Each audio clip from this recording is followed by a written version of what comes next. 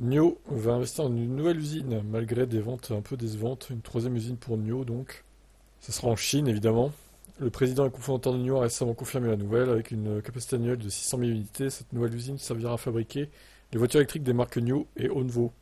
Fort de cette usine, le constructeur sera en mesure de produire 1 million de voitures électriques par an, soit environ autant que la seule usine de Tesla à Shanghai.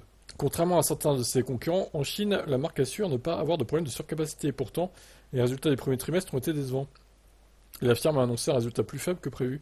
Pour les 3 premiers mois de l'année, entre janvier et mars, NIO n'a livré que 30 053 véhicules, dont 17 809 SUV et 12 244 berlines. Les livraisons ont reculé de 3,2% en glissement annuel. Elles se sont effondrées de 40% par rapport au quatrième trimestre 2023. Entre octobre et décembre, NIO avait écoulé 50 045 unités. Le chiffre d'affaires de NIO a donc chuté lui aussi, 42% par rapport au trimestre précédent. Il plafonne désormais à 1,26 milliard d'euros. Ce plongeon était attendu selon le constructeur. La firme pensait livrer entre 31 000 et 33 000 modèles.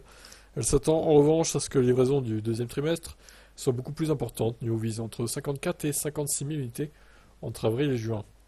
Le mois de mai a d'ailleurs été excellent. NIO a livré 20 544 véhicules, soit une augmentation de 234% par rapport à l'an dernier, avec 66 217 véhicules livrés jusqu'à présent en 2024.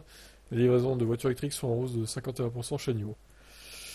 Ok, il y a le Onvo L60 qui sera en concurrence avec la Tesla Model Y qui va démarrer à 27 800 euros. Donc ça sera une marque low cost entre guillemets. Il sera également distribué en Europe. Bon, NIO, les ventes sont moyennes, mais bon, ça va. Ça va. Ça remonte. Donc affaire à suivre. Ah, une marque à surveiller, de toute façon, même si évidemment les NIO, la marque NIO est chère. Après, ils vont créer des marques qui vont être moins chères, donc ça pourra n'être que bénéfique pour les ventes.